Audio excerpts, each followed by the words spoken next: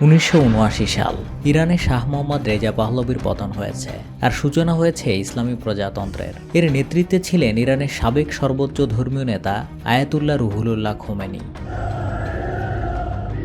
In 1979, a revolution topples Iranian ruler Shah Mohammad Reza Pahlavi.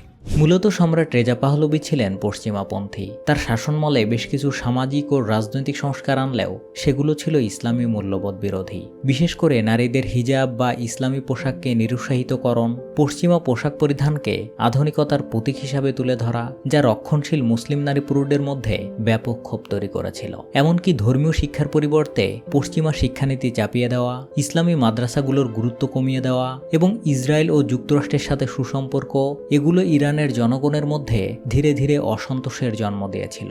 এসব বিষয়ে রেজা পাহলভির পশ্চিমাপন্থী শাসনের বিরুদ্ধে প্রকাশ্যে প্রতিবাদ জানায় আয়াতুল্লাহ রুহুল্লাহ খোমেনি। 1963 সালের জুন মাসে তিনি কোম শহরে এক বিখ্যাত ভাষণে রেজা পাহলভিকে ইসরায়েলের বন্ধু এবং ইসলাম ও দেশের শত্রু বলে উল্লেখ করেন। আর খোমেনির এই বক্তব্যের পর ইরানের বহু জায়গায় আন্দোলন শুরু হয়। এ সময় তীব্র আন্দোলনের মধ্যে পুলিশ গুলি চালিয়ে বহু মানুষকে হত্যা করে। আর এ বিষয়ে রেজা পাহলভি জানায়, এই বিক্ষোভের প্রধান উস্কানিদাতা খোমেনি। তাছাড়া রেজা পাহলভি ও তার সরকার খোমেনির ক্রমবর্ধমান জনপ্রিয়তাকে ভয় পেতে শুরু করে, কারণ তিনি শুধু একজন আলেমই ছিলেন না, ধীরে ধীরে তিনি হয়ে উঠেছিলেন সাধারণ জনগণের আশা ও প্রতিবাদের কণ্ঠস্বর। তার বক্তব্য ও বিপ্লবী চিন্তাধারা দেশের নানা প্রান্তে জনগণের মধ্যে গভীর প্রভাব ফেলতে থাকে। তার এই প্রভাব ঠেকাতে ও আন্দোলনের ঢেউ থামাতে সরকার প্রথমে তাকে কারাগারে পাঠায়, কিন্তু এতে পরিস্থিতি আরও উত্তপ্ত হয়ে ওঠে। শেষমেশ পরিস্থিতি নিয়ন্ত্রণে আনতে এবং তার প্রভাব নস্যাৎ করতে 1964 সালে খোমেনিকে দেশ ত্যাগে বাধ্য করা হয়। প্রথমে খোমেনি পাড়ি জমান তুরস্কে,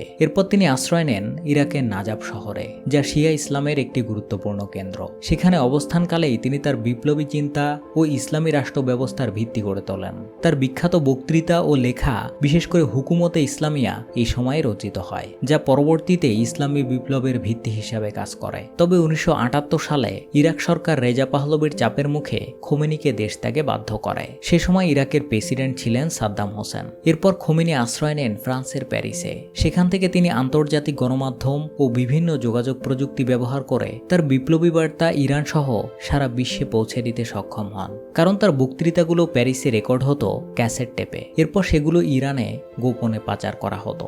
বিভিন্ন ইসলামী সমর্থক ও ছাত্ররা সেগুলো আদান প্রদান করত, আর এগুলো এক একজন বিভিন্ন মসজিদ, মাদ্রাসা ও ঘরবাড়িতে বসে শুনত এবং আরও কপি তৈরি করে ছড়িয়ে দিত। এটি ছিল তৎকালীন ভাইরাল মার্কেটিং, যা ছিল সম্পূর্ণ অফলাইন। তাছাড়া সে সময় খোমেনির প্যারিসে থাকাটা একটা আলাদা প্রিভিলেজ অ্যাড করেছিল, কারণ ইউরোপের গণমাধ্যমে তিনি সরাসরি কথা বলতে পারতেন। বিশেষ করে BBC Persian, voice of America এবং রেডিও ইরানের মাধ্যমে তার বক্তব্য ইরানে পৌঁছাতো। আর এসব কারণে তিনি প্যারিসে থাকলেও তার বার্তা ইরানের প্রতিটি শহরে, মসজিদে ও গলিতে পৌঁছে যেত। এই ব্যবস্থার মাধ্যমে তিনি ইরানের জনসাধারণের মধ্যে বিপ্লবের আগুন জ্বালিয়ে দিতে পেরেছিলেন, যা শেষ পর্যন্ত রেজা শাহর পতন ও ইসলামী বিপ্লবের রূপ নেয়।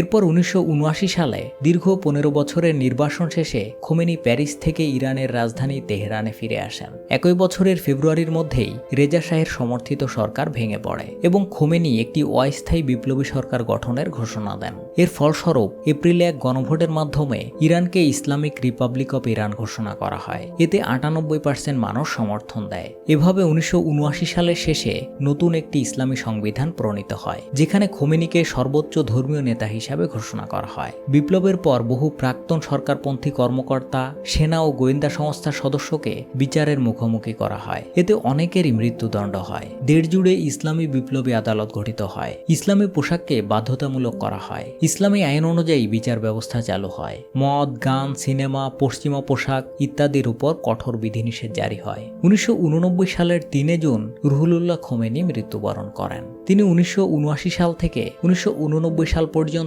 দীর্ঘ 10 বছর ইরানের সর্বোচ্চ ধর্মীয় নেতার দায়িত্ব পালন করে গেছেন। তার মৃত্যুর পর আয়াতুল্লাহ আলী খামেনি ইরানের সর্বোচ্চ ধর্মীয় নেতার দায়িত্ব পালন করছেন। ইরানের সংবিধান অনুযায়ী সর্বোচ্চ ধর্মীয় নেতা বিচার বিভাগ, সেনাবাহিনী, রাষ্ট্রদূত নিয়োগ ও বিভিন্ন নীতি নির্ধারণে প্রধান ভূমিকা পালন করেন। তার অনুমোদন ছাড়া রাষ্ট্রে বড় কোনো সিদ্ধান্ত নেওয়া যায় না। বলা যায় ইরানে তার কথাই সবকিছুই হয়। 21 জুন 2025 যুক্তরাষ্ট্র ইরানের 3টি প্রধান পারমাণবিক স্থাপনায় হামলা চালায়। সেগুলো হলো ফোর্দো, নাতাঞ্জ এবং ইস্পাহান। এই হামলার আগে বিশেষজ্ঞরা মনে করছিলেন ইরান পারমাণবিক অস্ত্র তৈরির দ্বারপ্রান্তে রয়েছে, কারণ গত কয়েক বছর ধরে ইরান প্রয়োজনের তুলনায় কয়েক গুণ বেশি ইউরেনিয়াম মজুত করেছে। সাধারণত পারমাণবিক অস্ত্র তৈরিতে প্রায় 90% সমৃদ্ধ ইউরেনিয়ামের প্রয়োজন হয়। এদিকে ইরানের ইউরেনিয়াম সমৃদ্ধির মাত্রা ততদিনে 60% অতিক্রম করেছে।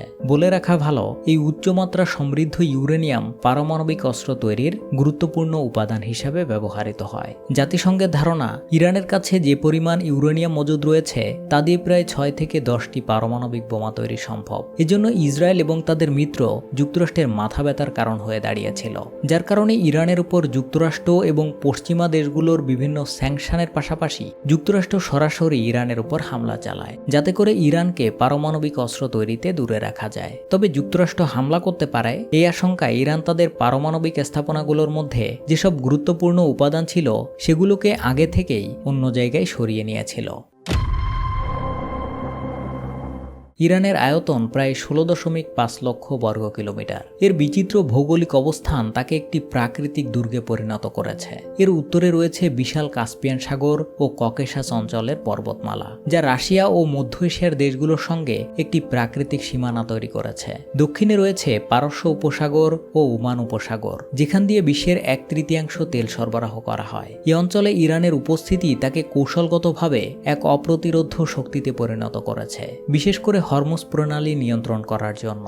কাজেই ইরান যদি এখানে বাধা সৃষ্টি করে, তাহলে পুরো পৃথিবীর মধ্যে তেল আদান প্রদানে এবং বিভিন্ন ব্যবসা বাণিজ্যে বিশৃঙ্খলা সৃষ্টি হবে। ইরানের পূর্ব দিকে রয়েছে বিস্তৃত মরুভূমি ও পাহাড়ি অঞ্চল। এখানে সীমান্ত রয়েছে আফগানিস্তান ও পাকিস্তানের সাথে। পশ্চিমে রয়েছে জাগ্রস পর্বতমালা। এই পর্বতমালার জন্য ইরাক দীর্ঘ 8 বছর ধরে যুদ্ধ করেও ইরানকে দখল করতে পারেনি। কাজেই ইরানের এসব বিশাল বিশাল পাহাড়, পর্বতমালা, সাগর, মরুভূমি এগুলো তাদের একটা পজিশনাল অ্যাডভান্টেজ হিসেবে কাজ করে, যার কারণে অন্য কোনো দেশের পক্ষে ইরানকে দখল করা অত্যন্ত কঠিন এবং প্রায় অসম্ভব। তাছাড়া ইরানে কোনো দেশ আক্রমণ করলে, বিশেষ করে ইসরায়েল বা যুক্তরাষ্ট্র আক্রমণ চালালে, প্রত্যক্ষভাবে না হলেও পরোক্ষভাবে ইরানের পাশে যেসব দেশগুলো থাকবে তার মধ্যে দুটি শক্তিশালী দেশ হলো রাশিয়া এবং চীন, কারণ দেশ দুটির সাথে ইরানের ভালো সম্পর্ক রয়েছে।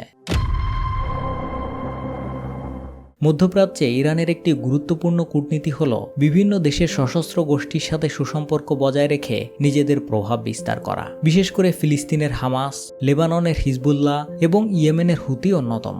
এ সকল গোষ্ঠীকে ইরান প্রত্যক্ষ এবং পরোক্ষভাবে সাহায্য করে থাকে। কাজেই ইরানের উপর কোনো দেশ আক্রমণ চালালে এ সকল গোষ্ঠীগুলো ইরানের পক্ষে অবস্থান করবে, এটা বলার অপেক্ষা রাখে না। তো এই ছিল আজকের ভিডিও। সাদ্দাম হোসেনের জীবনের শেষ দিনগুলো কেমন ছিল জানতে চাইলে এই ভিডিওটি দেখতে পারেন। ধন্যবাদ।